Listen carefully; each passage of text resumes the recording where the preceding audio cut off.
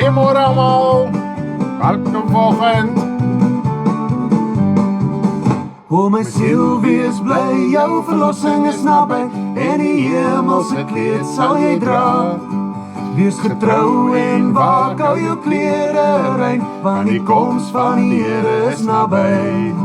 Daar sal glorie wees in die hemel daarbo, in die heerlike lig van sy aangesig. As my Jesus kom, halleluja, as my Jesus kom, halleluja.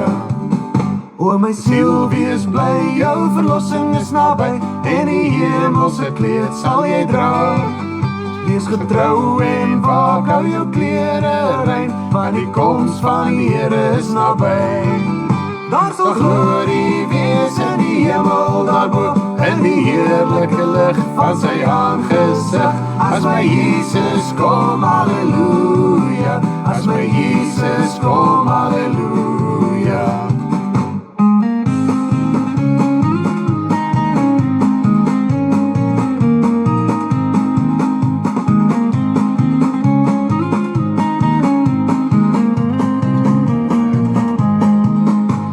Siel, wees bly, jou verlossing is naby, en die hemelse kleed sal jy dra. Wees getrou en waak, hou jou klere rein, want die koms van die Here is naby. Daar sal glorie wees in die hemel daarbo, in die heerlike lig van sy aangesig. As my Jesus kom, halleluja, as my Jesus kom, halleluja. Goeiemôre en welkom vanoggend by ons Sondagoggend byeenkoms.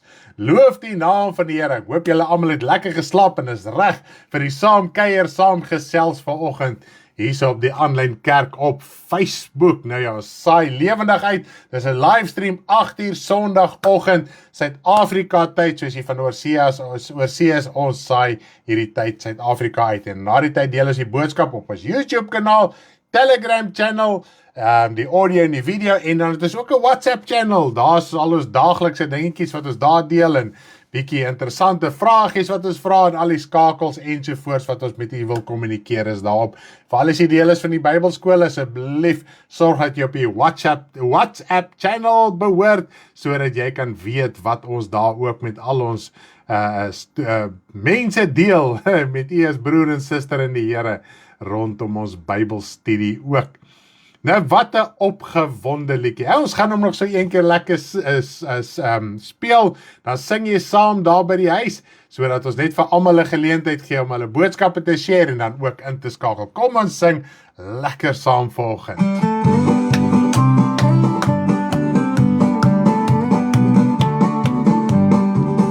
O my siel, wees bly, jou verlossing is naby, en die hemelse kleed sal jy dra.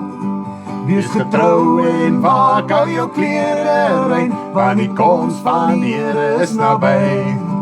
Daar sal glorie wees in die hemel daarbo, in die heerlike lig van sy aangesig. As my Jesus kom, halleluja, as my Jesus kom, halleluja. O my siel, wees bly, jou verlossing is naby, en die hemelse kleed sal jy dra. Wees getrou en waak, hou jou klere rein, want die koms van die Here is naby. Daar sal glorie wees in die hemel daarbo, in die heerlike lig van sy aangesig. As my Jesus kom, halleluja, as my Jesus kom, halleluja.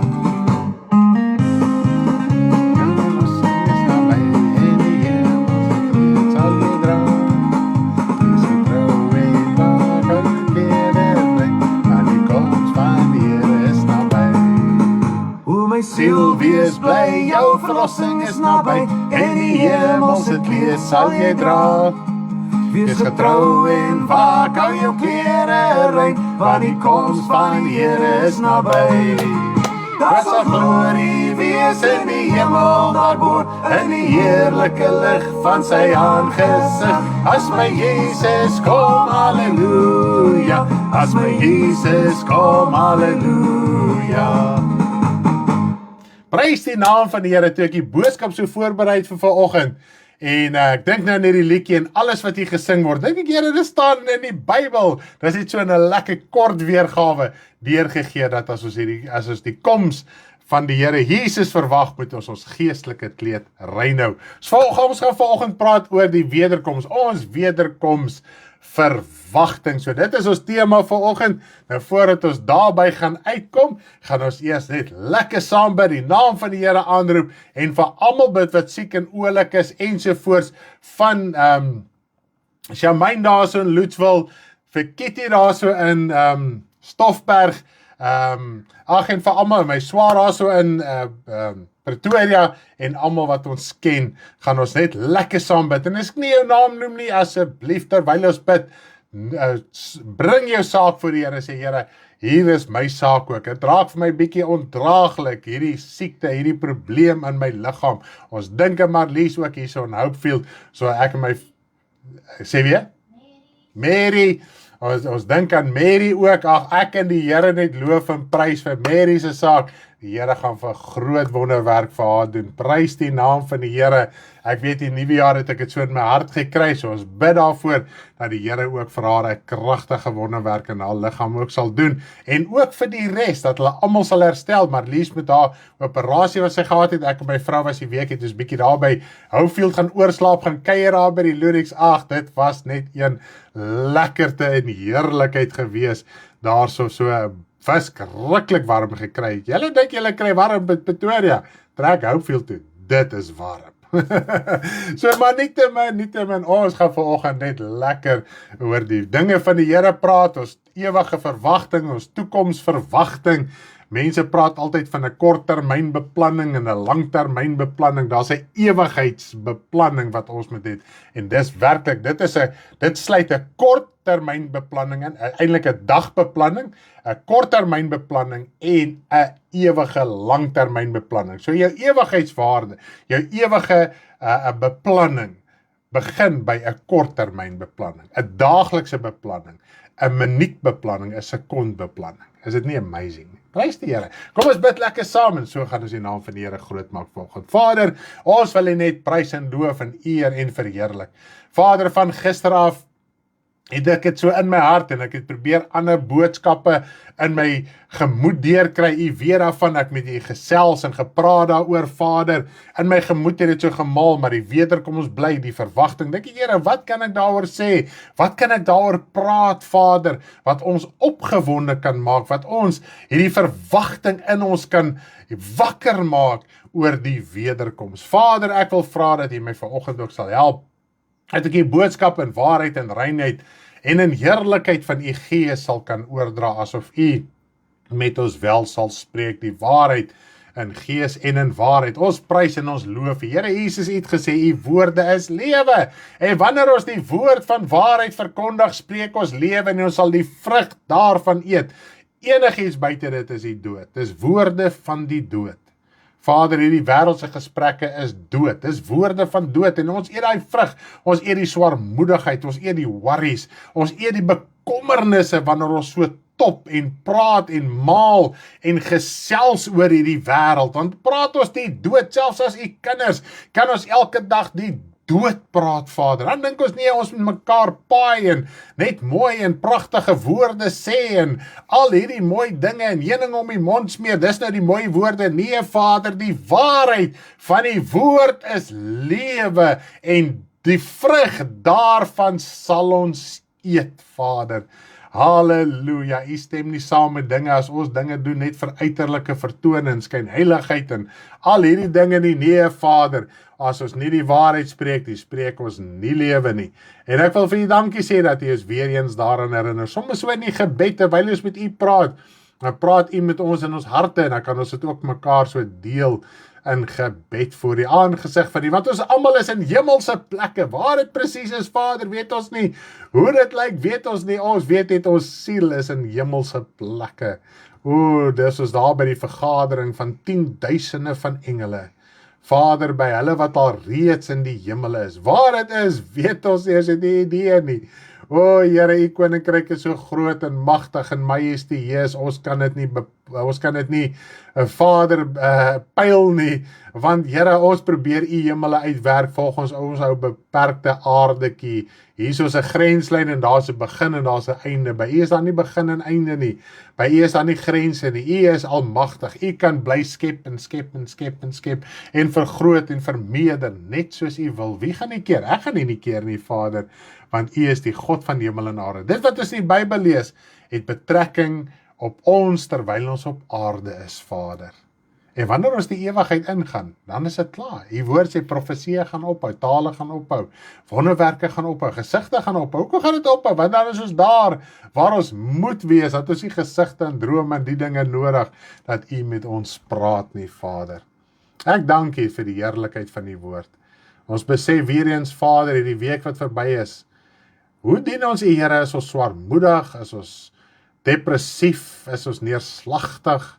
Is u evangelie vir ons 'n las, of is ons net opgeruimd en opgewonde om u te dien, Vader? Ons wil ook volgende bid vir ons susters, Here, en meesters, maar susters en my swaar ook daar in die hospitaal in Pretoria, Vader.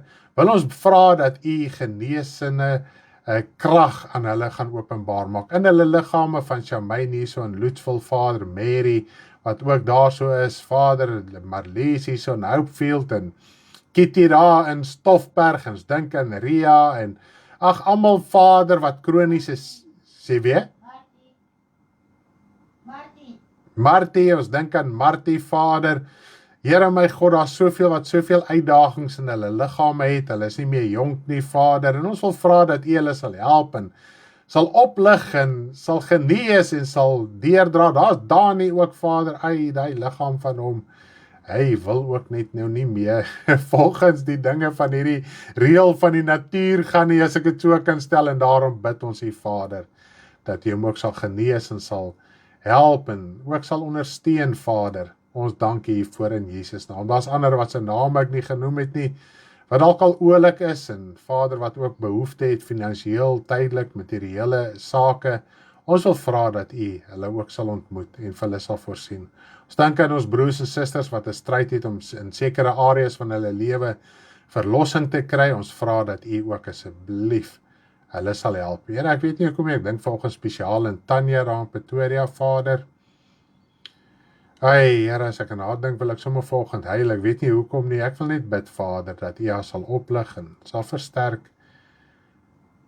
Here, daar is so uitroepe en haar stilligheid in haar binneste, Vader. En die las druk swaar op haar geestelik innerlik, Vader.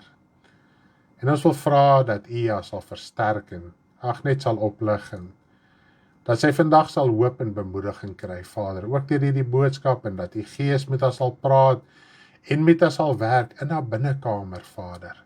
Dat sy nie sal moedeloos raak nie, maar sal vasstaan en sal opstaan en sal staan vir die naam en die saak van u. Here, ons dink ook aan Sandra in haar omstandighede. Vader, is 'n geweldige tyd wat sy deurgaan, al vir 'n jaar wat sy in hierdie geweldige drukking is. En dit raak nie beter nie. Ons wil vra, Vader, in die vlees lyk dit of dit niks beter raak nie. Maar Vader, ons wil vra dat terwyl sy deur hierdie drukking gaan, dat u krag en die heerlikheid en die verlossing aan haar geopenbaar kan word. Terwyl u vir haar roeping het, Here, het dit klaar vir haar gewys, klaar vir haar geopenbaar, Vader, en daai roeping moet deurbreek in haar hart, Here. Daai sagtheid en daai liefde en daai omgee wat reeds in haar is, Here. Dit was nog al die jare daar, Here, omstandighede en dinge het dit toegedruk. Vader, en u weet om wat te lei, u weet om wat te verander, u weet om dinge aan haar te openbaar, sodat sy net nog meer en meer, Vader, van u kan weet en kan beleef. Ons dank u dat u woord ook aan haar openbaar maak. Ons prys u voor vir ons broers en susters, ons dink aan die Pieters woning. Hulle het ook hulp nodig van u af, hulle het ook versterking nodig, hulle het ook u genade nodig vandag, Vader. Ons kan net vir hulle bid. U is die God wat weet. U ken die hart van die mens. U ken sy binneste wese. Ons kyk na die uiterlike, en dis wat die woord sê, as ons na die uiterlike kyk, gaan ons oordeel onregverdig wees. Maar u ken die hart, en ons wil regverdiglik ook bid vir hulle, Vader. Terwyl u hulle hart ken, hulle moedeloosheid party daar, hulle magteloosheid, Vader. wil U ook in hulle lewe Uself openbaar maak. Want U is die God van liefde wat vreugde kan verskaf in die tyd van trane, benoudheid en moedeloosheid. En so vir almal, ons dink in die Delport daar so in Mosselbaai, Vader, Here my God vir Peer en Riet en hulle kinders, hulle het 'n geweldige taak op hulle skouers as ouers. Vader, hulle het so U wysheid nodig. Meer as ooit van tevore. En ons wil vra dat hierdie druk wat hulle ook deurmaak, dat die wysheid van U ook in hulle harte geopenbaar sal word om al hulle omstandighede te kan hanteer, soos wat hulle dit moet hanteer volgens die wil en die raad van U. Ons dank U vir Vader. Ons prys in Jesus naam, dat U siele red, dat U verlos, dat U vry maak, dat U oorwinning gee, Vader, dat die krag van U geopenbaar kan word. Ons dink ook in die Ludik gesin, Vader, hulle het besluite, hulle ding om te doen, en hulle gaan, Vader, volgens dit wat hulle weet, en dit wat hulle in hulle harte beleef. Ons wil vra dat U self nog verder, en hulle sal openbaar, of hulle leiding sal gee, terwyl hulle begeerig is, om U net altyd te behaag, en U gehoorsaam te wees, dat het ook vir hulle sal geluk, Vader. Ons loof en ons prys en ons dankie. In Jesus naam, ek wil bid vir my vrou ook volgend, Vader. Here, is hy so opgewonde oor die werk van U, en toe ons Vrydag weer so gesiggie gedoen het, en gister, Here, met die liedjie en al die dinge, daar so opgewondenheid in haar hart, om my kindertjies te kan bereik, Here. En ook oor die werk van U, die Bybelstudie, dit wat sy aanbied. Sy voel partykeer so gefrustreerd, voel sy, kan ek nie meer, kan ek nie beter nie. Nee, Here, sy verstaan genoeg, ek hoor wat die mense sê, toe ons by Marlesie ook was, en ons praat so met haar, en hoe sy dinge verstaan, wanneer Karen het verduidelik, en die ander vrouens ook, ek hoor hulle is so opgewonde, sy wil meer hê, maar die mense is klaar opgewonde, want sy bedien en Vader, leef haar leefheid, want het is haar hart, ek dink almal sien haar hart, en daarom bid ek die Vader, dat hy as sal versterk, en die ouma en die ma wat sy is, Here, dat sy loop, maar ek weet, sy dra baie laste na binneste, soos wat ma's doen, soos wat ouma's doen, wil ek ook vir haar bid, sy die bediening, sy is fisiese ma, fisiese ouma, en ek wil bid, Vader, dat U ook, Here, haar blydskap volkome sal maak, Here, deur siele te red, siele waarvoor sy huil in haar binneste, wat sy uitroep voor, Vader. Ons roep U aan, en so ook verander in ons gemeente, daar is soveel wat voor U aangesig huil, en ween en uitroep, en baie daar so moedeloos en magteloos is, Vader. Ons wil vra dat U sal red, bekendes, onbekendes, families, gesinne, dat U sal werk, dat U die aanhou, die Vader volharding van die kinders sal raak sien, al is dit baie keer in so min krag, Vader, wil ek vra dat U asseblief sal help, dat ons nie moedeloos sal raak nie, maar end uit die pad sal stap. Ons dank U voor in Jesus naam. Amen. Prys die naam van die Here, prys die naam van die Here. Een ding vandag weet, as jy kind van die Here is, God is lief vir jou, God is lief vir die wêreld. Dis nie die groot probleem is, nie almal neem die Vader se liefde aan nie. Dit is maar die enigste probleem. As jy die Vader se liefde aanneem, dan verstaan jy die regverdigheid van die Vader se liefde. Dit is God die Vader in Jesus se naam. Halleluja. Nou ek gaan vanoggend praat oor die wederkoms. Nou ja, wat my laat dink het aan die wederkoms, is so cool. Ons het 'n gesiggie gedoen, ons het donderdag aan die inligting deur gekry, toe weet ek, my vrou gaan nie slaap nie voor gesiggie getune is nie, dit het ek geweet, en die volgende oggend, ek sit nog daar so goed uit te figure, en daai, het sy 'n gesiggie geskryf, en 'n liedjie, so die liedjie wat julle gaan hoor, het sy geskryf, so prys die Here, en ons het vir hom lekker musiek bygesit, 'n opgewonde liedjie, en dit gaan alles oor die wederkoms van ons Here Jesus. Maar ongelukkig mag ons nie die aap uit die mou uit laat voor donderdag nie, want die kindertjies moet dit sien, en dan kan ons dit graag met julle deel, die gesiggie wat ons wel opgeneem het, so ons ek gister klaar geëdit en so aan, so jammer dat ek nou so 'n bietjie stil was, maar as ons daar deur is, dan prys die Here. As jy net kan beleef, en Zannie gee vir ons so mooi terug vir hoe die kinders het beleef en indrink en opgewonde is. Die sê, want alles is mos deesdae AI, en die eerste dag toe sê die een seentjie, is 'n AI poppie, en hier's weer die AI poppie, ja, so vir hom is dit AI poppie, vir ons is dit gesiggie. Maar never mind, prys die Here, ons kry nie ons stories en ons goeders op AI nie, ons kry dit by die Here, want AI kan nie gee dit wat die Here gee, ons kan ons slegs ons openbaring by die Vader kry. Nou ek gaan vanoggend die kinderliedjie vir julle speel, so dis daarom so 'n bietjie 'n voorskou, maar die volle verhaal en die volle storie mag julle eers donderdag sien. So prys die Here, kom ons sing hierdie liedjie lekker saam. Hy vra, het jy die woorde daar of nie? Ok, sy gaan die woorde hier op die comment sit, en dan gaan ek die liedjies speel, lekker opgewonde, opgeruimde liedjie, oor die koms van die Here. Kom ons sing hom lekker saam vanoggend. Het jy al gewag, dag na dag,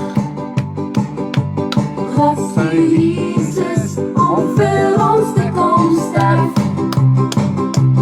Hy gaan terugkom en ons voor dag vir dag. Ons moet allemaal wag, totdat die wonderlijke dag.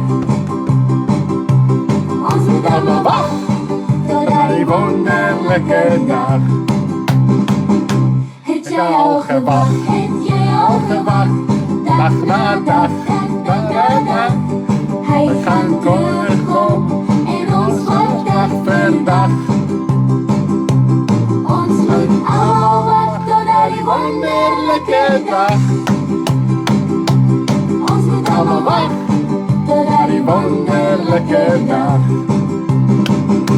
Dag vir dag, totdat die wonderlijke dag. Prys die Here, as julle sommer opgewonde by julle huis is. Ek sê hierdie lovies sien, vir die wat jy weet, jy die lovies wat jy daar so druk, nou as jy sien, nou kom soke baie hartjies en goeders op. Jy kan hom druk, dan kom as ek 'n miljoene hartjies op. As jy sukkel om likes en goeders en comments op te sit, druk net daai hartjie, en wat ook jy daar wil druk op die shop, net nie die angry face doen nie, hoor. Dis hoe dit gebeur, en ook wat amazing is, as 'n mens so baie reageer ook daarop, en dan boost Facebook dat jou post by die video by meer mense uitkom, en jy sien, wow, hier is 'n aktiewe ding, die mense reageer hierso, hierdie moet iets interessant wees, en dan forceer hy dit deur na ander pages te ook en mense te. Wow, het jy die liedjie geniet? Dis is crazy, ons gaan hom weer speel, nie nou nie, eers bietjie later. Ons nou eers die woord van die Here luister, en ek gaan hoofsaaklik vandag lees uit 2 Petrus 3. 2 Petrus 3, as jy 'n Bybel het, maak hom nou oop. Ek gaan so min of meer die hele hoofstuk lees, maar nie alles nie, maar so hier en daar.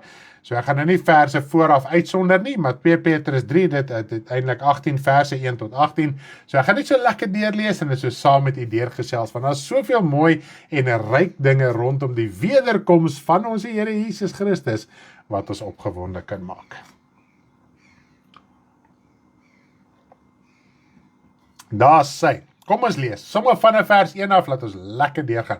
Het jy al ooit daaraan gedink, nou hierdie briewe wat Petrus nou geskryf het, of Paulus, of wie ook al, hy het die brief geskryf aan 'n gemeente, omdat dit was altyd geskryf aan Christelike gemeente, nie in die wêreld nie by nie. Wow, Terry en Mia het dit nou baie geniet. Jo, Baba het ook nou gesê, hulle het gister so 'n bietjie hier gekuier, en toe speel Karen ook die liedjie vir Baba. Ja, maar sy het dit ook net so lekker geniet. Dit lyk my, dis 'n lekker kinderliedjie. Sy maak sommer so 'n dans, sy gaan te keer. Hulle geniet dit vreeslik waar, die kindertjies. Maar nietemin, ek wil nie daarop aangaan nie, partykeer voel dit net, jy wil ook maar net soos 'n kind wees, maar ons moet net nie kinderagtig wees, ons moet die woord van God aanvaar soos 'n kind. En as jy daai kindskap in jou hart kan ervaar, daai afhanklikheid, daai nederigheid, noem man, 'n kind is ook maar net partykeer volgens die mens dom. 'n Kind doen net wat 'n kind doen. En partykeer moet ons ook maar net doen. Ons het hierdie opgesmikte fasaad wat ons ophou, en hierdie professionele volwassenheid wat partykeer nigter alleen weet waar kom dit vandaan. Ons moet net dom en dwaas wees in hierdie wêreld vir die evangelie. Zaki praat Engels, maar hy verkyk hom aan gesiggies Afrikaans. Dis so jammer, maar ek dink hy verstaan, word genoeg in die huis Afrikaans gepraat, ek dink hy verstaan daarom ten minste. Daar is hy klein Zaki, hulle is so pragtig, die kindertjies. Maar nietemin, kom ons gaan voort. Dit is reeds die tweede brief, geliefdes, wat ek aan julle skrywe, en albei wil ek deur herinnering julle suiwere gesindheid opwek, sodat julle die woorde kan onthou, wat deur die heilige profete tevore gespreek is, en die gebod van ons apostels van die Here ontvang het. En dit was vir my weer so mooi gewees. Ons moet, hy verstaan goed, as hy cool. Deur ons te herinner aan wat in die woord van die Here staan, kan ons dinge onthou, en het wek ons suiwere gesindheid op, want ons het al gelees in 2 Korintiërs 11 vers 3, dis die doel van Satan, is om hierdie opregtheid, hierdie suiwere gesindheid van ons te steel, deur allerhande snaakse dinge wat in hierdie wêreld is. En as jy kyk so mooi in die wêreld, hoekom bly ons nog die sonde doen? Omdat ons het geoefen het. Ons het geoefen in die sonde. Nou kom jy tot bekering, kom as jy tot 30-jarige ouderdom tot bekering gekom, 50 jaar, en dan het jy ouer jy is, hoe meer het jy gewoontes gekweek, né? En so ouer jy is, en jy met die Here aanneem, is daar soveel meer dinge wat jy moet aflê en afleer, spraak, gewoontes, optredes, maniere, hoe jy gedink het, hoe jy redeneer, dis al hierdie dinge wat moet verander. Nou in die Here, as ons gereeld aan dinge herinner word, dan kan ons begin verstaan, okay, hierdie is die nuwe lewe, ek moet hierdie ou lewe, die ou denke vir my agtersit, ek moet nou in hierdie gewoonte begin kom, waar jy altyd byvoorbeeld om Vrydag lekker, kom ons sê movie night, popcorn, chocolates en chips en al hierdie lekker dinge, en nou moet jy begin agterkom, weet jy wat, daai is bevrediging van die vlees, en ek bevoed nog die vlees byvoorbeeld, so nou moet ek eerder die innerlike begin voed. So kom jy uiteindelik by 'n nuwe gewoonte, en in alle fasette van jou lewe, die een persoon het die krisis, die ander het daai krisis, en daarom word daar soveel dinge verduidelik, want nie almal sit altyd met dieselfde saak nie. Dan klink dit, wanneer 'n mens byvoorbeeld praat oor iets wat relevant is in jou lewe, klink dit baie keer, 'n mens hamer daarop. Dit gaan nie oor 'n hamering nie, dit gaan nou oor 'n herinnering. Hoorie, so jy kan nie hier so slek nie, en ons gaan vandag so 'n bietjie praat oor die saak. Wanneer ons praat oor die wederkoms die evangelie, kan ons dit ook nie ligtelik opneem nie, ons moet dit ook aan hy erns kan oordra. Goed, nou kom ons lees aan. En hy was my so mooi wat hy gesê, ook die gebod van ons apostels, die gebod van die Nuwe Testament, die gebod van Jesus Christus, die opstanding, die hoop, die saligheid, die genade, die evangelie wat ons ken. Dit moet julle veral weet, dat daar aan die einde van die dae spotters sal kom, wat volgens hulle eie begeerlikhede wandel. Nou ja, spotters, mense wat spot met die evangelie oor die algemeen, wandel in hulle eie begeerlikhede. Mense wat spot met die waarheid, wandel in sy eie begeerlikheid. Goed, en sê, waar is die belofte van sy wederkoms? Want vandat die vaders ontslaap het, bly alles soos dit was, van die begin af. Nou ja, ons is bykans, ons is nou so 'n bietjie oor die volgens die kalender geskiedenis, so net so oor die 2000 jaar nadat Jesus gekruisig is en opgestaan het uit die dode. So ons is al bykans 2000 jaar, die wêreld 2000 jaar nader aan die wederkoms van die Here Jesus Christus, as die dag toe Jesus gesterf en opgestaan het uit die dode. So ja, nou moet jy weet wat trek ons al. Ons praat van einde, ons is daar, dit is nie nog, en tog as ons kyk na baie geskrifte in die woord in konteks, het die einde al reeds aangebreek, die oomblik toe Jesus opgestaan het uit die dode en die Heilige Gees is uitgestort, toe die einde van daal klaar begin. Goed, so ons is al 2000 jaar aan die einde van die einde. Nou die einde kom nou al hoe nader. Goed, daar sê, so hy sê die spotters, waar is die belofte van die wederkoms? En op baie maniere, ek dink jy het dit al ooit, jy het dit al beleef, dalk in die familie, vriende, dalk op post wat jy al gesien het in die koerante, waarever, jy het dit al gesien het, ek dink oor die jare, mense spot op verskillende maniere. Daar sal 'n dag wees, dit het my baie getref, 'n dag, dit is presies so. En mense spot op verskillende maniere, en bevraagteken ons evangelie rondom die wederkoms. En dit is so, daar sal 'n dag gewees, die klem is op die dag, en die woord van die Here praat baie van die dag, nie altyd net van die wederkoms, as hy praat van die dag, in die konteks van die einde, is dit die dag van die wederkoms. Kom ons gaan aan, vers 5. Want moedswillig, dit is my altyd so treffend. Selfs op ander plekke sê die woord, hulle verstaan dit goed om die gebod op sy te sit, om hulle eie oorlewering te doen. Hulle is geoefen in hepsig. So dit is, baie keer kyk ons aan mense, dink ons, ag, shame, hulle is so onkundig. Mense is nie so onkundig en onskuldig as wat dit voorkom nie. En dit is baie keer daai regverdigheid van God wat ons nie verstaan nie. Want dan lyk dit baie keer of dinge net gebeur. Goedsmoeds, en hoe kon God dit toegelaat het, en hoe kon God hierdie geliefde geneem het, en daai, en baie kere praat ons oor baie dinge, en rondom ons redeneer soos die wêreld baie keer, want ons kom uit die wêreldse denke uit, so daai denke kan ons moet nog verander.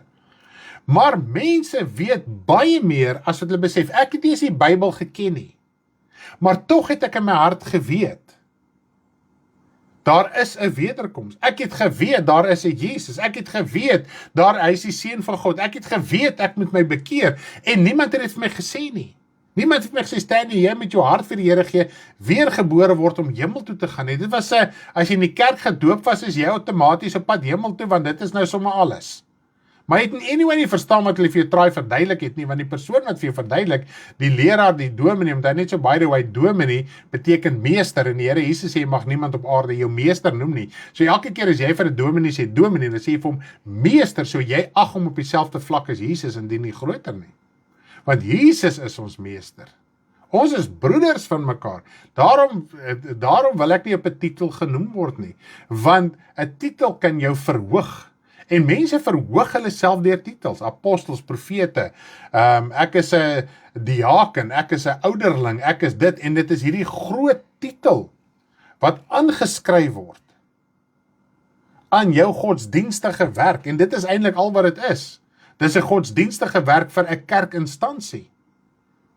Maar as jy verstaan, dit gaan oor broederskap, dan begin jy nigter te raak en besef, Here, maar ons moet respek hê vir geestelike leiders, ons moet respek hê vir mekaar. Dis wat die woord sê, eer mekaar. Die een met die ander hoor ag as homself. En dis wat Paulus sê, het ek julle vyand geword, omdat ek myself kon verneder het onder julle. Want die Here Jesus het ons geleer om te verneder.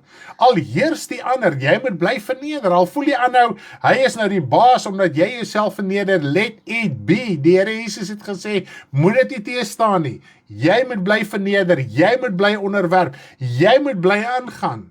Al voel jy aanhou, het nie, soos hulle in Engels sê, die upper hand. So be it, jy dien die Here, jy gaan hemel toe, dit is jou saak wat jy aan het.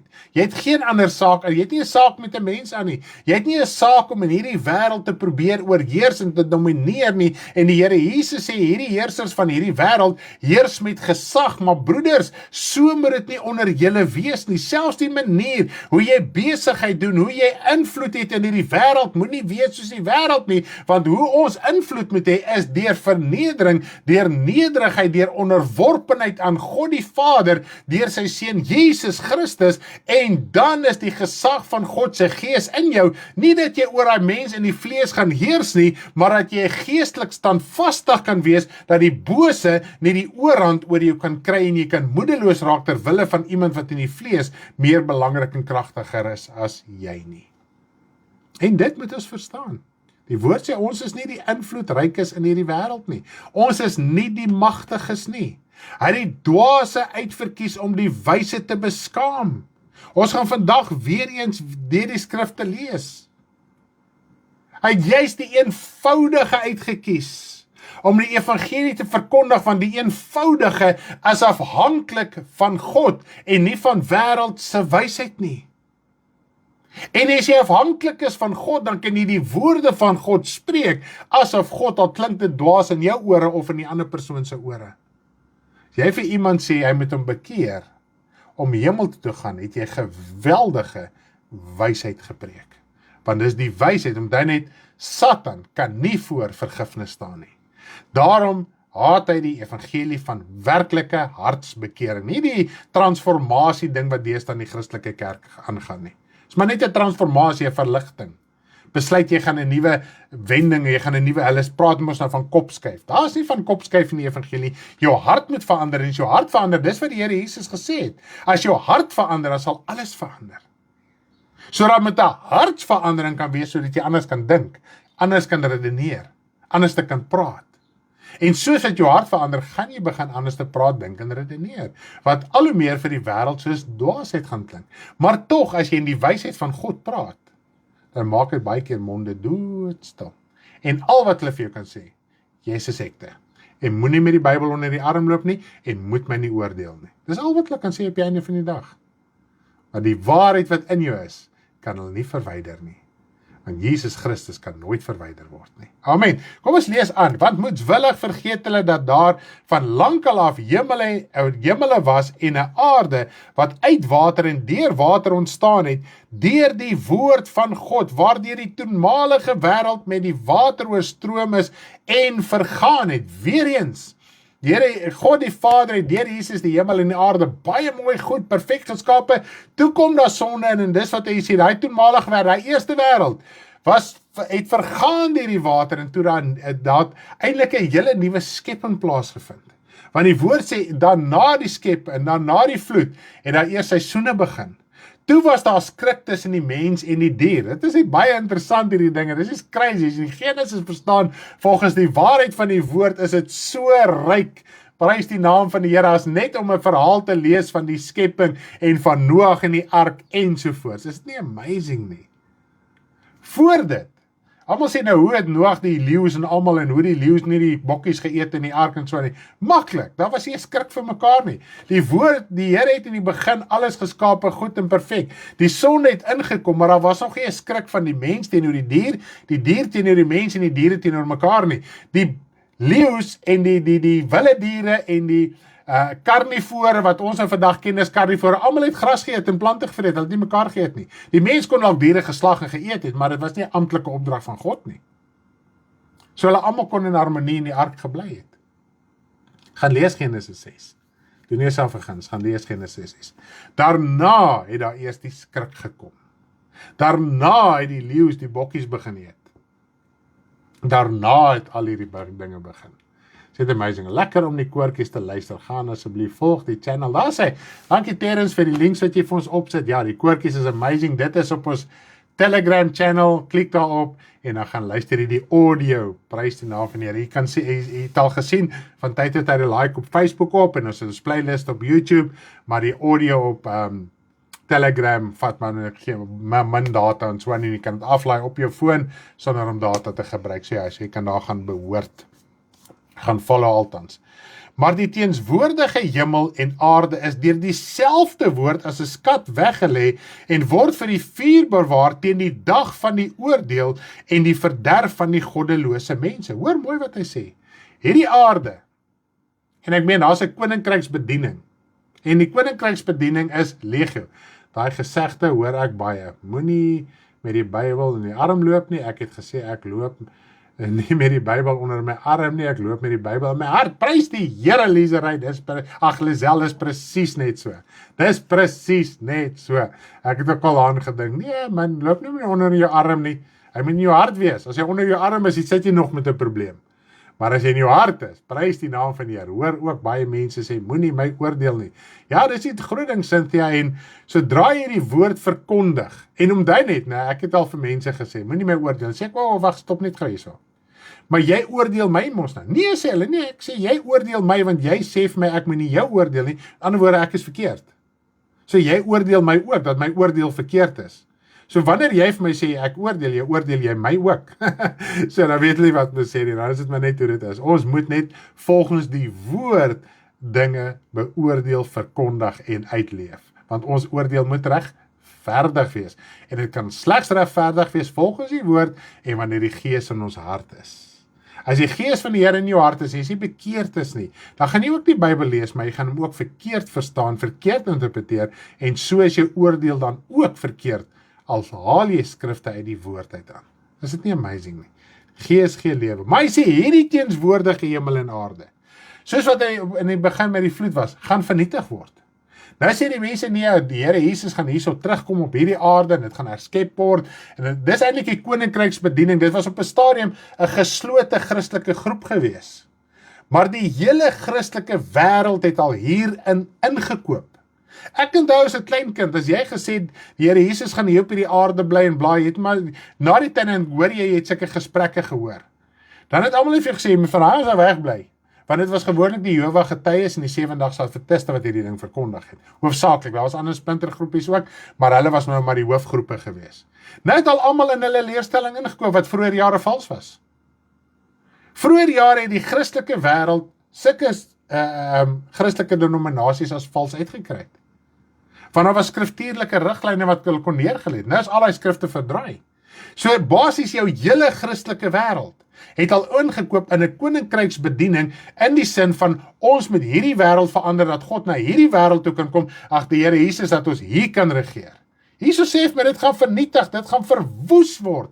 Dit gaan nie herskep word soos met die vloed nie. Hy stel dit duidelik, daarom begin hy met die vloed. Hy sê daar was eintlik 'n herskepping gewees. Daar was 'n totale verandering as gevolg van die sonde, maar hierdie keer gaan dit verbrand word. Dit gaan vernietig word. Goed? Maar laat hierdie een ding by julle nie ontgaan nie, geliefdes, dat een dag by die Here soos 1000 jaar is en 1000 jaar soos een dag. En ons moet net hierdie skrif verstaan, want die oorspronklike skrif is in Psalms. Dit gaan net oor ons kan nie God meet aan ons tyd nie. Dit gaan nie oor ons kan nou begin uitwerk 1000 jaar een dag en al hierdie maal en plus en minus somme uitwerk om die koms van die Here te bepaal nie, wat mense wel doen. Goed, so dit gaan maar net, ons kan nie God se tyd bepaal nie. Dis al wat hierdie skrif ons sê, niks meer en niks minder is dit nie. Die Here vertraag nie die belofte, so sommige dit vertraging ag nie, maar hy is lankmoedig oor ons en wil nie hê dat sommige moet vergaan nie, maar dat almal tot bekering gekom. Wow, is dit nie 'n liefdevolle saak nie? Dis God se wil. As ons praat van God, wat is God se wil vir my lewe? Dat jy tot bekering moet kom as jy nog nie tot bekering gekom het nie. En as jy die Here dien, is bekering ook 'n daaglikse pad en proses. So, bekering laat die duiwel vlug. Satan kan nie voor vergifnis staan. As jy vergifnis ontvang, moet hy van jou wegvlug. Nou, daar's 'n populêre ding in die Christelike kerk om uit almal duiwels uit te dryf en vloeke te verbreek en te bind en al hierdie tipe van goeders. Maar as jy onder 'n vloek is, kan ek jy nie losmaak van 'n vloek nie. Jy moet self daaronder uitkom. Jesus het nommer 1 vir my die vloek geword op die kruis. Goed? So as ek in Jesus behoort, is die ewige vloek van my lewe af vernietig. Nommer 1. As ek hom bly volg in gees en waarheid, is daar nie 'n vloek op my nie. Wanneer kan ons weer in 'n vervloeking verval? Wanneer ons weier om ons elke dag te bekeer, onsself te verloon en ons sondes te bely. Die oomblik as jy sondes bely, kry jy vergifnis. Ons het die week in die Pasga Bybelstudie gedoen, kry jy vergifnis, en as jy vergifnis het Satan nie 'n houvas oor jou hart nie. Maar nou het mense nie sonde vergifnis nie, dan kan ek nie die duiwel uit jou uitdryf, terwyl jy weier om jou sondes te bely nie. Ek kan ook nie die duiwel uitdryf nie, want die oomblik as jy vergifnis ontvang, dan wyk Satan van jou. Hy het nie in jou siel ingevaar nie. Jy bly net onder sy mag, jy bly onder sy beheer. Want as daar nie vergifnis van sondes is nie, is jy nie los van sondes nie, so jy speel op die duiwel se voorstoep met sy speelgoed. En uiteindelik gaan jy in sy huis ingaan. En dis die hele doel van hierdie hele gedeelte wat Petrus begin beskryf. Daar is 'n wederkoms. So ons moet begin wake up wees, ons moet begin catfoot loop. Ons moet begin verstaan hoe om ons korttermyn lewe in te rig, sodat ons daai ewige langtermyn beloning kan ontvang. Goed, kom ons gaan voort.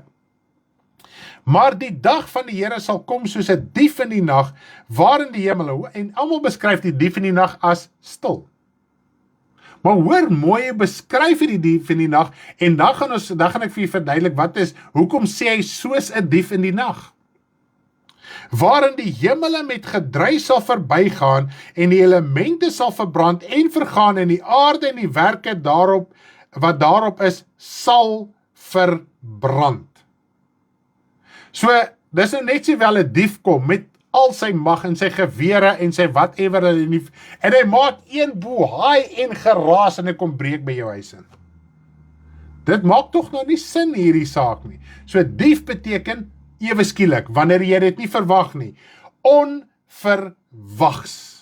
Hy sal onverwags kom. Nou die woord praat op ander plekke ook, hoe die koms van die Here ewe skielik sal plaasvind, soos 'n dief in die nag. Daar's soveel skrifte rondom die wederkoms. Dit is amazing as jy al die skrifte so saam lees, hoe dit invleg by mekaar. Van die lering van die Here Jesus tot by hierdie saak is daar geen verskil nie. So dief gaan oor onverwags. Nou wanneer die koms en die dag van die Here onverwags gaan plaasvind, dan sê die hemele gaan met gedruis verbygaan en die elemente gaan brand en versmelt en die aarde en die werke wat daarop is, sal verbrand. Nie miskien nie, nie volgens ons teologie gaan ons dit verander nie. Nêrens in die hele Bybel word ons geleer om te bid dat hierdie aarde moet bestaan tot in ewigheid nie. In Jesaja word dit al reeds geopenbaar en dit word herhaal en bevestig in Openbaring dat God het 'n nuwe hemel en 'n nuwe aarde geskape. Hy het nie gesê ons moet bid dat hierdie aarde moet bewaar word, dat hy kan terugkom en alles moet hier vernuwe nie. Nee, daar is 'n nuwe hemel en 'n nuwe aarde wat God geskep het. God kan maak wat hy wil. Dit verander hom nie. Hy het in die woord gesê hy gaan 'n nuwe hemel en aarde maak. So het hy verander in sy belofte? Nee. En hy werk nog al die tyd aan die plan om daai nuwe hemel en aarde te skep. En Jesus sê as dit klaar is, gaan hy ons kom haal. So dis nog nie klaar nie. Daarom het hy ons nog nie kom haal nie.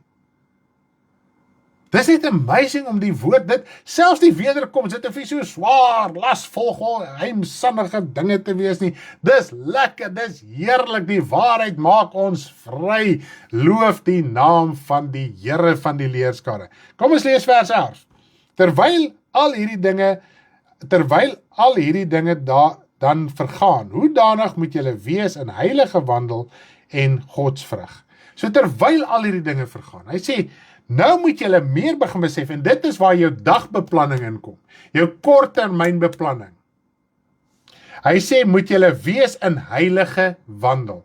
Wat ons weet nie wanneer die koms van die Here Jesus daar gaan wees. Ons kan nog sit en redeneer en sê, ag, daai prediker dweep net, en al wat hy oor kan praat is sonde, en al wat hy kan doen is my beskimp, en al hierdie dinge.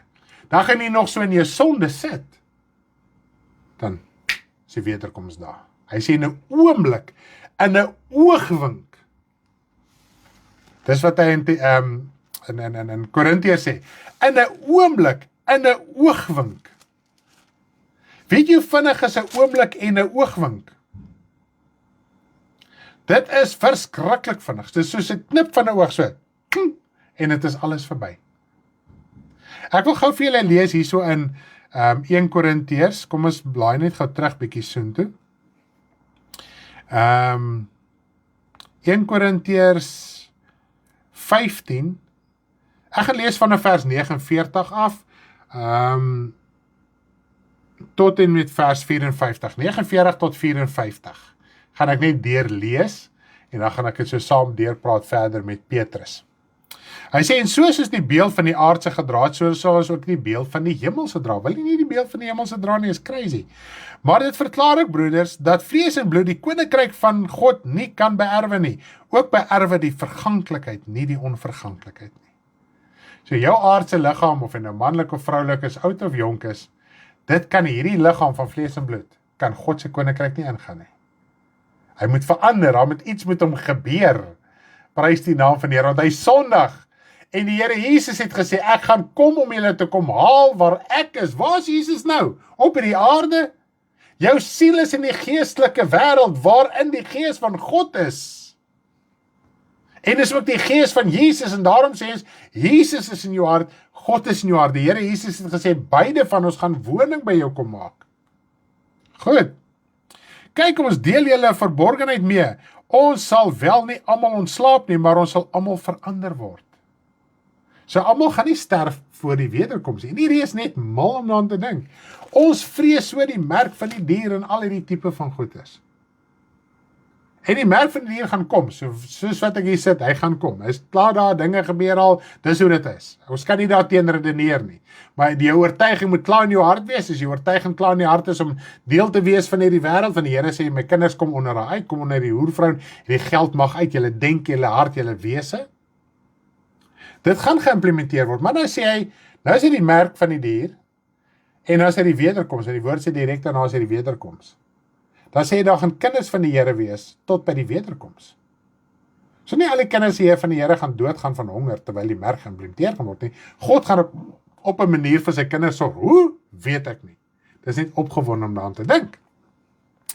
In 'n oomblik, in 'n oogwink, by die laaste bassein, in 'n oomblik, in 'n oogwink, by die laaste bassein, want die bassein sal weer klink, en die dode sal onverganklik opgewek word, en sal verander word, so die wat eerst in Christus gestorf het, met die oomblik, met die oogwink, wanneer die aarde met gedruis verbygaan, met vuur en vlam, en al die elemente gaan versmelt, in daardie oomblik, want dit is wanneer God sy wraak op die aarde gaan uitstort, en jy as kind van God gaan nie deel wees van hy wraak nie, in die oomblik gaan die kinders van die Here wat al reeds dood is ontslaap, en hulle ewige woning en tuiste opneem, deurdat hulle siel saam met Jesus gaan kom, en hulle aardse liggaam gaan opstaan en dit gaan verenig. Maar dit gaan so plaasvind. Dit gaan nie gebeur met tyd en jare en maande en 3,5 jaar en 7 jaar nie. Nee, so is dit verby. Sal verander word, want hierdie verganklike moet met die onverganklike beklee word. En hierdie sterflike moet met die onsterflike beklee word.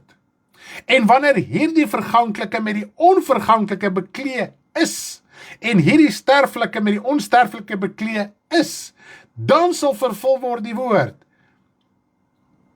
wat geskrywe is, die dood is verslind in die oorwinning. Eers wanneer alles verby is na die wederkoms, dan is die dood in jou lewe vir ewig verslind, vir ewig verby. Jy gaan nooit ooit weer dood, pyn, smarte beleef nie. Dis net amazing om daaraan te dink. Ek wil net gou vir hierdie skrif ook lees in 2 Korintiërs 5 vers 4. Hierdie is net vir my so mooi wat direk aansluit by dit wat ek nou vir julle gelees het. 2 Korintiërs 5 vers 4. 2 Korintiërs 5 vers 4. Want ons wat nog in die tent is, sug en voel beswaard, omdat ons liewer nie ontklee nie, maar oortklee wil word, sodat die sterflike deur die lewe verslind kan word. En as jou siel lewendig is, as hy die gees van die Here in hom het, halleluja, as hy gewederbaar is, as jou lewe aan hom behoort, dan is jou siel lewend, en as jy voor die tyd te sterwe gaan kom, dan gaan jou siel saam met Jesus Christus en die magtige engele van God kom, en in een oomblik gaan jou liggaam opgewek word, en jou siel wat lewend is, gaan hierdie aardse liggaam, die stoflikheid daarvan verslind, dan gaan nie meer bloed in wees nie, my liggaam gaan nie, kom ek sê ek sterf voor die wederkoms, net gou vir julle vinnig verduidelik, hy gaan nie weer saamkom, en hy gaan nou weer so Stanley lyk, en dan gaan my siel kom en dit opslig nie, omdat net, jou liggaam bestaan uit die stoflikheid van hierdie aarde, goed, hierdie tasbare aarde, hierdie liggaam. So die liggaam gaan nie weer so Stanley lyk en dan gaan my siel my oorklee nie. Die stoflikheid waaruit my liggaam bestaan het, gaan deur my siel verslind word. En jy wat in die lewe oorbly, tot by die wederkoms, gaan op daardie oomblik verander word. Soos wat Elia in 'n oomblik verander het. Ek wil gou vir julle iets interessants vertel. Ek wil nou nie van die punt afwyk nie. Dis my interessant, die hele wat die verhaal van Elia ken, dis mos waanperde van vuur wat hom kom haal het. Het ek altyd gewonder, Here, hoekom waanperde van vuur? Wat is die saak? Dis crazy.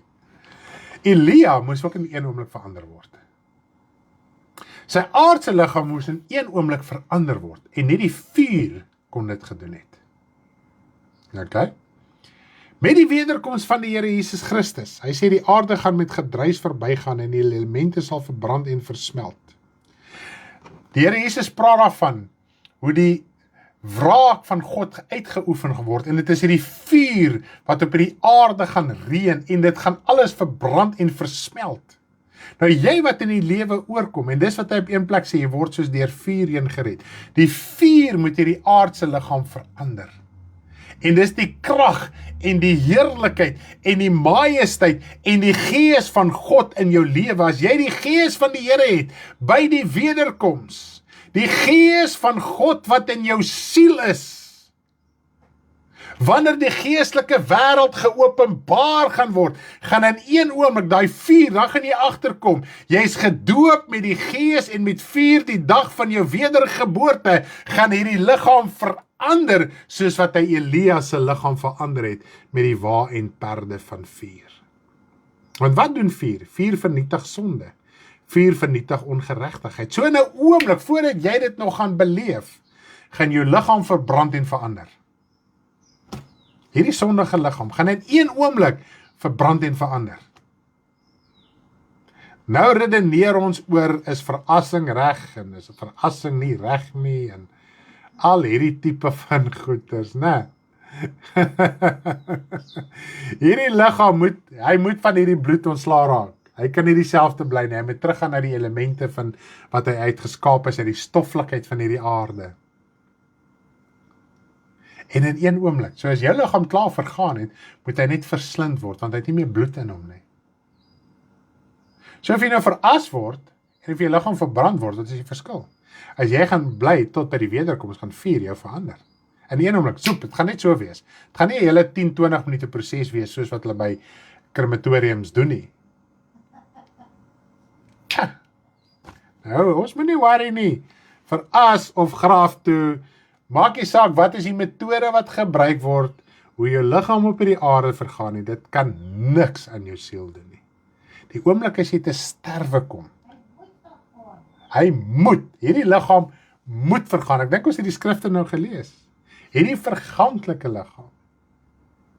En hy vertel vir jou, op my ouderdom kom jy al agter, hy vergaan. Kitty kan vir jou vertel, Rian, Roland en Martie en Dani, al ons ou mense kan vir jou vertel hoe hierdie liggaam vergaan.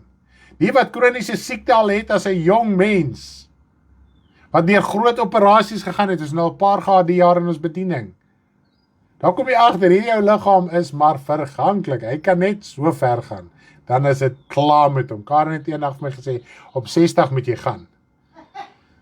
Sê ek wel, my vrou, dit was baie goed om jy te kon geken het. Ek het 3 jaar oor. Was lekker om jy te geken het, sterkte met jou 3 jaar wat, of 2 jaar wat oorbly, want sy is 2 jaar agter my. Maar nietemin, prys die Here, hierdie liggaam moet vergaan. Ek hoef dit nie vir jou te profeteer nie, ek hoef dit nie vir jou op te wek uit vrees om vir my te gee nie, sterf gaan jy sterf, doodgaan gaan jy doodgaan, ek ook, maar as ons gaan lewe tot by die wederkoms, gaan jy deur vuur, die vuur gaan jou verbrand en verander in een oomblik. Want hy moet vergaan. Dis amazing.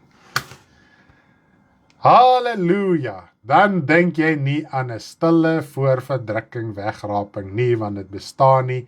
Al die skrifte wat ons lees is die wederkoms. En as kinders van die Here tot by die wederkoms. Jy kan nie 'n kind van die Here wees sonder die Heilige Gees nie. Jy kan nie die Heilige Gees kry sonder dat jy jou bekeer nie. Jy kan nie bekeer en skoon gewas van sonde sonder die bloed van Jesus Christus, wat die Gees van die Here bekragtig en bevestig in jou lewe wanneer jy jou bekeer nie. Jy kan nie met jou eie bloed betaal nie, want dit beteken my bloed is heiliger as Jesus se bloed. En my aardse bloed is belangriker en in groter krag as Jesus se geestelike ewige lewe. As jy net aan hierdie dinge dink, dan maak die evangelie net lekker sin. Dit maak nou eintlik sin waarom ons liggaam so fragile is. Dit is bestem om te vergaan. Dit is presies so. My ma het altyd gesê, oud word is nie vir sissies nie, dit is so, want God is 'n verterende vuur. En Cynthia het gesê, sy leer so baie vanoggend, so prys die Here, dankie vir julle kommentare, dis soos crazy. En sy lag so lekker, hy het loets wel uit. Nou, kom ons lees verder, het ons nou vers 11 gelees, né? So ons moet ons daaglikse lewe inrig volgens heilige wandel, omdat ons besef, daar is 'n wederkoms wat plaasvind en Gods vrug. Kom ons lees vers 12. Julle wat die koms, en dis my tema, julle wat die koms van die dag van God verwag en verhaas, waardeur die hemele deur vuur sal vergaan en die elemente sal brand en versmelt. So daar, ons het nie omdraai, dis al soveel keer bevestig. Dit gaan met vuur, vergaan, verbrand en versmelt. Dit gaan klaar wees, Ikabod. Ons kan dit lees in Hebreërs en Psalms is as skrifte, hoe die hemel en aarde voor God gaan wegvlug, want dit is bevlek met sonde. Maar die koms van die dag van die Here verwag en verhaas. Nou die Afrikaanse Bybel kan jy so 'n bietjie in 'n verkeerde rigting indruk as jy praat van verhaas, want dan lyk dit of jy kan maak dat die koms van die Here vroeër plaasvind. Dis glad nie wat die woord verhaas hier beteken nie. Dis wat ons nou geluister het met Gesiggie se liedjie, en dit is wat ons oor gaan praat. Jy is so in 'n verwagting. Dit is soos 'n kind wat, hy kan nie wag vir hy verjaarsdagpartytjie nie. Hy kan nie wag vir hy persente en hy koek en hy maatjies nie. Dis soos 'n groot verwagting wat jy het. Dan as jy wag, dan is jy amper eintlik ongeduldig van verwagting. Jy's so opgewonde, dit voel of elke minuut 'n uur is, 'n uur 'n dag is. Dis wat dit beteken. So julle wat opgewonde is, you that wait eagerly. Dit is die oorspronklike woord. Jy wat eagerly wag. Gretig, dis gretig wag. Jy gryp daarna, jy leef jouself so in die wederkoms, dat jy verstaan, jy moet jou lewe verander, jy moet heilig lewe, jy moet die godsvrug uitlewe. Dit is so 'n lekker gevoel as jy al die dinge verstaan. Ek leer baie, my hart is oop, dankie Lally, loof die Here daarvoor, dit is net crazy om daaraan te dink. So dit gaan oor daai, ons moet so wees, ek kan nie wag vir die wederkoms nie, ek kan nie wag vir die wederkoms nie. En dan intussen, moet jy jou lewe inrig volgens heiligheid en godsvrug. Kom ons lees verder. Maar ons verwag volgens sy belofte nuwe hemele en 'n nuwe aarde waarin geregtigheid woon. Sê herskepte aarde, herskepte hemel en aarde, sê ons moet bid dat hierdie aarde herskep kan word? Nee. As God iets gedoen het, soos die hemel en die aarde wat hy gesê het, dis vir ons huge. Is vir God elementêr, dis wat hy vir Job ook gesê het, toe Job sou met hom redeneer. Wat vir ons kan dit nie stem nie, ons kan dit nie begryp nie, is vir God elementêr. Dit wat die wetenskap nie kan uitfigure nie, daai kleinste molekules wat goed laat bestaan, wat jy moet so hoogs geleerd wees, net om 'n sel te kan verstaan, is vir God elementêr. Om die mens te maak is elementêr. Die mens kan nie eens 'n mens maak nie. Hy poog nou al hoeveel jare met cloning en al hierdie tipe van goeters. Hy kan dit nie doen nie. Hy kan nie eens lewe vat en lewe maak nie. En is vir God elementêr. God kan môre nog 1 miljoen mense maak.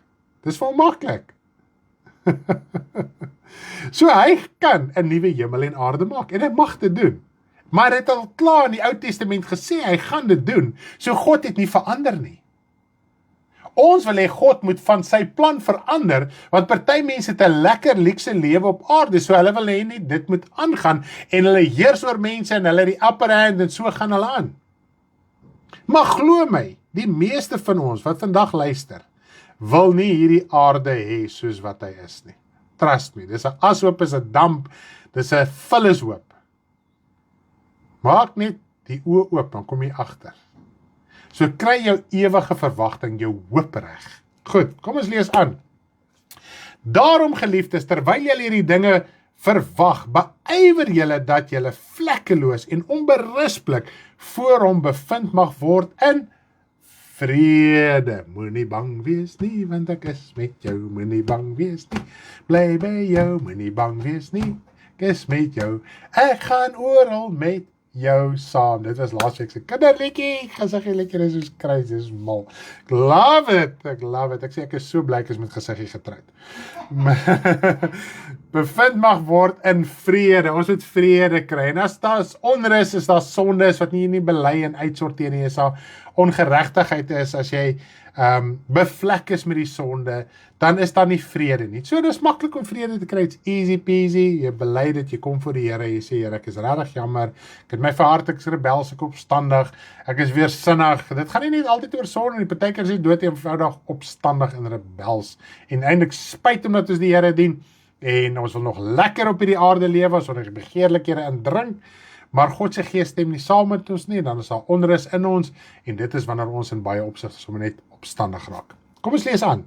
En ag, die langmoedigheid van ons Here as saligheid. So ons moet dit as blydskap, as voordeel ag, né?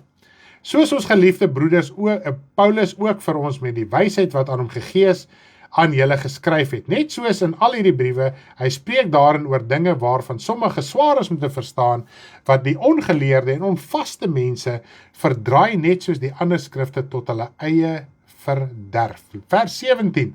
Nou dat julle dit dan vooruit weet, geliefdes, moet julle op julle hoede wees, dat julle nie miskien meegesleep word deur die dwaling van sedelose mense en wegval uit julle standvastigheid nie, maar julle moet toeneem in die genade en kennis van ons Here Jesus, van ons Here Saligmaker Jesus Christus. Aan hom kom die heerlikheid toe, nou sowel as in die dag van die ewigheid, in die dag van die ewigheid. So hy sê, ons moet nie moedeloos raak nie, ons moet op ons hoede wees, ons moet wakker wees, ons moet nugter wees. So ek wil hier vanoggend as kind van die Here aanmoedig en bemoedig, om vas te staan in die Here, want die tyd is kort, dit is nog 'n kort tydjie, dan gaan die Here Jesus kom, en hy gaan nie versuim nie. En wat vir my so mooi is, hier's 'n skrif in Titus, ek soek hom nou in die Bybel, maar ek het hom gou op my skerm op, kom ek lees hom gou hierso, dit is vir my so mooi skrif, prys die naam van die Here, van die leerskare. Titus 2 vers 11 tot 15, Titus 2 vers 11 tot 15, kom ons lees gou hierdeur, en ons kan sien, of Titus nou ooit Paulus en Petrus se briewe gelees het, of andersom weet ons nie, maar dit is net interessant, dat almal dieselfde mond praat, en hulle praat uit die mond van die Here Jesus Christus, so dit wys jy dieselfde Gees was in almal. En mense diskrediteer maklik die Nuwe Testament, omdat daar soveel opdragte is van heiligheid en hartsake, want jy moet van harte die Here dien, dat hulle voel, daai mense was in 'n dwaling. Hulle was nie 'n dwaling nie. Dit wat ek daar lees, weerspreek niks wat ek by Jesus geleer het nie. Inteendeel, as jy Jesus se woorde mooi nadink, dan kom jy eintlik agter hoe ernstig is dit. Goed, hy sê Titus 2 vers 11, Titus 2 vers 11 tot 15. Titus 2 vers 11 tot 15. Want die reddende genade van God het aan alle mense verskyn, en dit is so mooi, dit verskyn aan almal. Nie net in sommiges nie, dit verskyn aan die hele wêreld, want so lief het God die hele wêreld gehad, soos hy reddende genade het verskyn.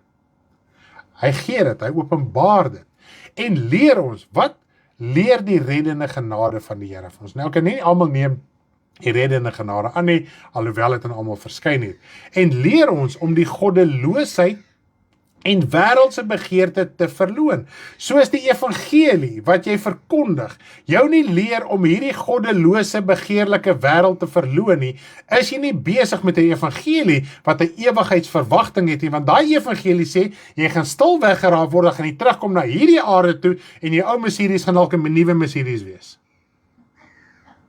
Of as jy nie Mercedes gehad het nie, gaan jy dalk eene kry, of 'n Ferrari, of wat ook al, groter huis. Nee. In die hemel is baie meer as hierdie goed. Mense preek oor as rekenaars goed in die hemel. Ek glo jy vir my, dat ek van hierdie rekenaar en van hierdie foon kan ontslaa raak. Dit sal die blyste dag in my lewe wees. Maar ons moet dit gebruik, dis wat ons het, soos doen dit met blydskap. Maar glo my, dis nie vir my opgewondenheid om te dink, wow, rekenaar in die hemel, wow, supercomputers. Die mense preek hierdie goed in Christelike kerk, dit is scary. Want hulle verstaan die woord uit 'n vleeslike oogpunt uit. Ingetoe en regverdig en vroom in die teenwoordige wêreld te lewe. Dit is wat die evangelie moet leer. Leer hy jou om ingetoe wees, of leer hy jou om uitspattig te wees, uitbundig te wees? Hierdie social vlinder wat jy was voor jou bekering, is jy nog daai persoon self? Wil jy nog daai image ophou? Wil jy nog daai etiket hou? Dan is jy nie besig met die evangelie wat 'n verwagting het van die ewige lewe nie. As jy hierdie social uitbundige vlinder was wat allerhande dinge veroorsaak het om aandag op te kry en maar laat gaan, dis nie ingetoonheid nie. Dis die godsvreesendheid. Vanoggend het ek so 'n skrif mooi gelees in Psalm. Die godsvrees is rein. As ons God vrees, moet ons verstaan, ons moet 'n reine, regverdige, ingetoe, vrome lewe lei. Baie mense lyk op die surface ingetoe en vroom, maar soos die ou mense gesê het, binne draai die duiwel rond.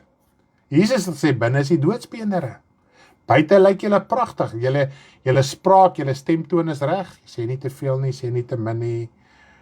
Jy kry mense, hy weet om sy stem tot te beheer. In moeilike omstandighede, hy raak nie eens opgehits nie. Jy sal nie sê die persoon is nou besig om te ontplof in sy binneste nie.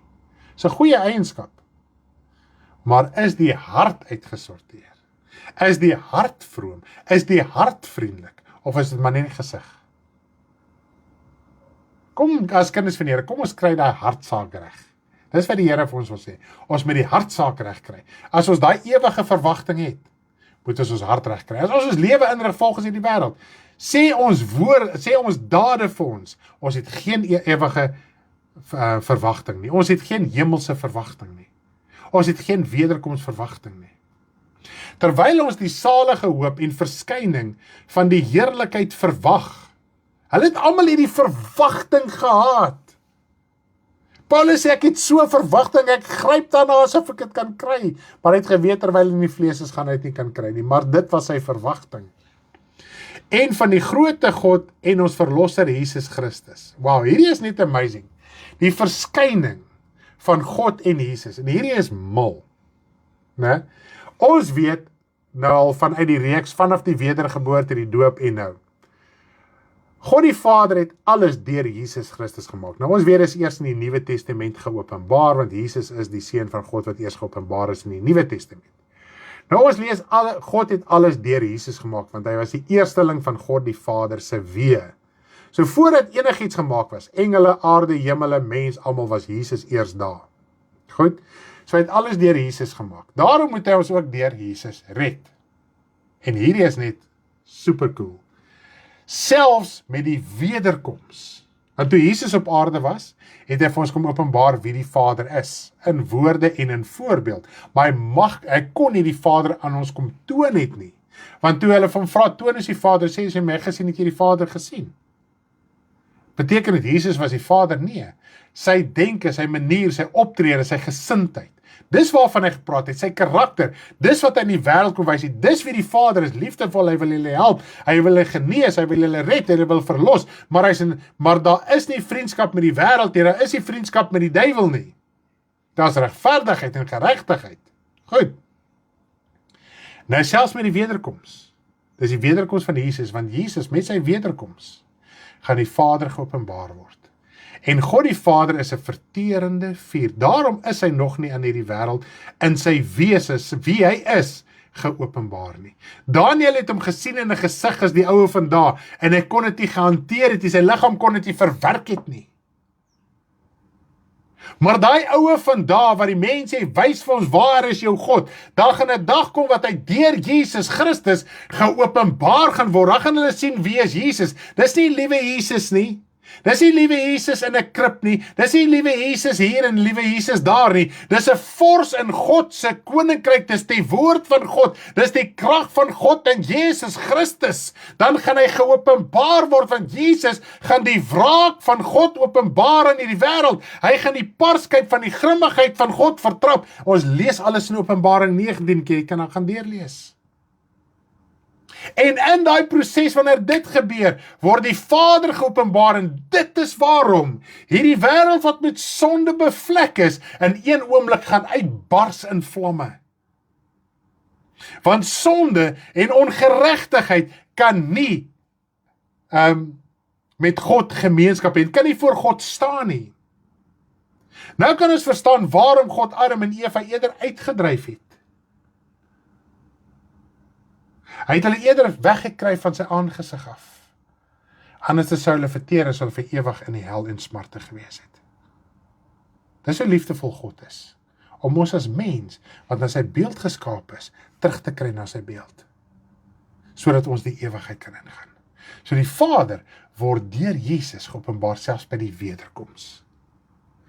Want, wat homself vir ons gegee het, om ons te verlos van alle ongeregtigheid. Kyk wat was die doel van Jesus, hoekom hy aanvanklik begin het, om aanvanklik aarde toe gekom het, en gesterf het, is om ons te verlos van ongeregtigheid, nie om ons ryk te maak in die vlees, en onsself te regverdig, en onsself te laat goed voel in die vlees nie, en vir homself 'n volk as sy eiendom te reinig. ywerig in goeie werke. En die beste werk wat jy kan begin doen as jy nêrens kan uitkom nie, is jou binnekamer. Dis goeie werke. Alles wat jy doen volgens die wil van God, soos wat ons dit lees in die woord, is goeie werke. Gebed is 'n goeie werk. Woordlees is 'n goeie werk. Uit te reik met die evangelie is 'n goeie werk. Dis die goeie werke wat ons moet voortstaan. En terwyl ons daarin is en ons broeders ensovoorts wat bemoediging en stigting of wat ook al nodig het, moet ons kan uitreik. Maar as ons nie gestig en gebou is en gevoed is in ons innerlike nie, het ons niks om uit te deel nie. Wat deel ons uit? Skinder, kwaad praat, wêreldse dinge, grappies, al hierdie dinge, sarkastiese opmerkings, al hierdie tipe van goed. Spreek hierdie dinge en vermaan en bestraf in alle erns. Hoor mooi wat ons sê, ons moet nie hierdie dinge ligtelik opneem. Dit moet vir ons opgewonde saak wees. Maar ons moet die erns daarvoor verstaan. Ons moet bestraf en vermaan in alle erns. En dis wat die mens nie wil hoor nie. Dis wat die gemiddelde mense wil hoor nie, want hy wil gestreel wees in sy ore, so hy betaal eerder 'n prediker en hy sal sy laaste gee en hy sal duisende en honderde gee vir 'n prediker om hom te streel in sy ore. Maar dit is wat die woord van die Here vir ons sê, wanneer hulle sê vrede en veiligheid, dan oorval 'n skielike verderf hulle. En dis die prediking wat ons so maklik hoor, vrede en veiligheid. Kom ons lees gou hierso. 2 Tessalonisense, kom ons lees gou dalk van vers 15, nee, ek gaan nie daarso lees nie, ons het dit klaar gedoen. Kom ons lees 2 Tessalonisense 5 van vers 1 tot 3, vers 4, sorry. 1 Tessalonisense 1, jammer, 1 Tessalonisense 5, vers 1 tot 4. Goed, maar oor die tye en geleenthede, broeders, het julle nie nodig dat aan julle geskryf word nie, want julle weet self baie goed dat die dag van die Here kom, net soos 'n dief in die nag. 1 Tessalonisense 5, van vers 1 tot 4. So die dag van die Here kom soos 'n dief in die nag. Wanneer hulle sê vrede en veiligheid, dan oorval 'n skielike verderf hulle, soos 'n barensnood 'n swanger vrou, en hulle sal sekerlik nie ontvlug nie. Jy gaan nie weggeraap word voor die tyd nie. Wegrapings, stille wegrapings, evangelie sê, nee, moenie worry nie, broer, ons gaan weggeraap voor al hierdie moeilikheid kom, dan moes jy al lank al gone gewees het. Gisterand het ek saam met my skoonseun, hulle het goedjies gehad wat hy verkoop het, en iemand hierso in ons Hopland, hier het gekoop, en ons gaan kry hom daarso, om die goedjies af te laai wat hy daar, want hulle gaan trek, net so by the way, ek hoop nie, ek spring die ding vooruit nie, so hulle van hulle goedjies bietjie ontslaag geraak, en ons ry gisterand weer daar in Hopland. As jy dink jy wil stil weggeraap word, jammer, en ek het geen veragting oor waar enigiemand bly, dit moet ons baie duidelik verstaan. My broers en my susters bly in lokasies en plakkerskampe, in hophuise en allerlei tipe van goed. Dis my broers en susters, van hulle bly tot 'n gat in die grond. Ek is lief vir hulle, slaap by hulle, gaan kuier vir hulle. Ons moet hierdie ding baie mooi verstaan. Hier's nie partyskap in my hart wat sulke dinge aan betref nie. Maar my hart het eintlik gehuil gisterand. Dink ek, Here, 2 kilometer van hier af, nie eens 2 kilometer nie, bly van die rykstes, 10, 15 miljoen rand, 20, 30 miljoen rand se huise. Wat mense voel, hulle gaan weggeraap word. Hulle 'n bietjie hier inkom. Daar is nie wegraping nie. Daar is smarte. Nou met babietjie wat so oud is, 2 jaartjies, ry jy daarin. Sien nie loop daai kindertjies in die strate, skaars klere aan. Mense, ek wil heilig skree goed dink. Dink toe is daar by Emmy by die plakkerskampe ook was, waar Sissie bly. Daar het ons ook 'n boetie, ek het hom nog gedoop. Prys die Here. Hulle sê hy was die laaste van die wat karretjie mense, wat wyntjie, sê jy? Wyntjie mense. Pragtige man, beleefd, aangenaam. My boetie bly daar.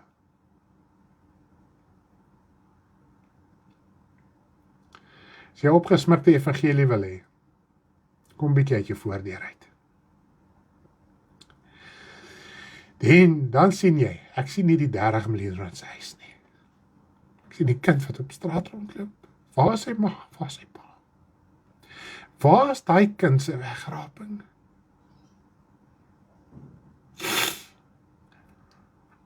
Mense ons verstaan nie.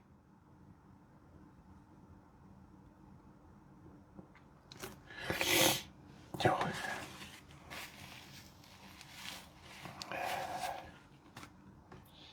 Soos nie die verwagting het nie, vers 4, maar julle broeders is nie in duisternis, dat die dag julle soos 'n dief sou oorval nie. Die wêreldse begeerlikhede is duisternis, dit verblind ons oë, verblind ons verstand, om nie te sien, om myself te regverdig. Hoekom gebeur dit met my? As ek dink, soos babietjie, daar is niks meer verkeerd nie, jy kan 'n huis hê, jy kan 20 slaapkamers hê, jy kan in 'n kasteel bly plan nie, dit maak nie saak nie, dit behoort jou hart in die Here. En ek dink so, my kinders wat trek, en sy gaan nou 'n kamertjie kry, en hulle kan 'n kamertjie nou vir haar mooi maak, en hulle het klaar beplanning, hoe mooi hulle dit gaan maak, en daar is niks meer verkeerd nie, hoor mooi wat ek vandag vir julle sê.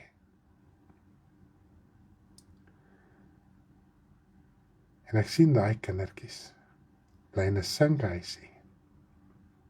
Hulle moet eintlik op die straat bly, om bietjie spasie te kry. Dit is hulle baba se ouderdom, bietjie ouer. Waar is daai kinders se wegrap? Kom aan mense, kom ons los hier die hartelose evangelie. En ons neem die evangelie van die hart aan, van waarheid. As ons 'n verwagting het, kom ons rig ons lewe so in, kom ons streef na heiligmaking, kom ons streef om hierdie wêreld te los, wat ons so verblind en verhard, en ons raak so geoccupy met ons eie lewe, met my vleeslike blessings. Hoekom moet ek siek word? Hoekom moet ek hierdie probleem hê? Hoekom moet ek dit? As jy as kind van God in hierdie lewe is, die woord van die Here het gesê, ons sal deur 'n groot verdrukking gaan. Terwyl jy in jou vleeslike verdrukking is, het jy 'n geestelike saak ook om uit te sorteer. So jy is in 'n groot verdrukking. En net die wederkoms gaan 'n einde daaraan maak. Ons lees so mooi in die woord, daar is skrifte wat dit sê, ek gaan nie eens al die skrifte deurgaan vandag met u nie, want ek wil afsluit. By die wederkoms is die ontvlugting daar. By die wederkoms is die redding daar. By die wederkoms gaan dit eers plaasvind. So ek wil jou bemoedig vandag, broer, suster, in die Here. Kom ons hou vas, want die wederkoms van die Here is naby. Ek gaan net gaan kyk of ek weer vir ons kan ter afsluiting hierdie opgewonde liedjie kan speel van Wag elke dag. My speakertjie het afgegaan. My speakertjie het afgegaan. Ja, maar ek kan hom nou nie speel nie. Maar nietemin, mag julle 'n wonderlike en 'n lieflike dag in die Here hê. En ons sien mekaar weer met die Bybelstudie deur die week. Hoekom nie ek nie, is wat ek eintlik moet vra, dink ek. Ja, dit is seker eintlik die ding. Maar nietemin, prys die naam van die Here. Ek weet nie eintlik om vandag af te sluit, is my bietjie moeilik. Maar nietemin, ek dink ons kan ons iets in ons hart saamvat, saam in ons harte dra, sodat ons ook godvrugtig kan lewe, en so ook ons lewe kan getuig van ons ewige wederkomsverwagting. Mag julle 'n lieflike dag hê, ons is so lief vir julle, en bye bye almal.